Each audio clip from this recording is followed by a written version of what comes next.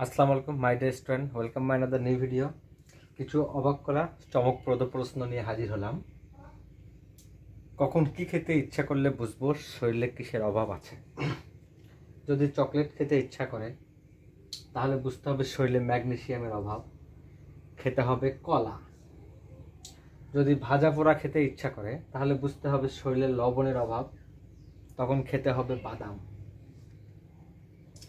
মিষ্টি জাতীয় খাবার খেতে যদি ইচ্ছা করে তাহলে বুঝতে হবে গ্লুকোজের অভাব, খেতে হবে অ্যাপল।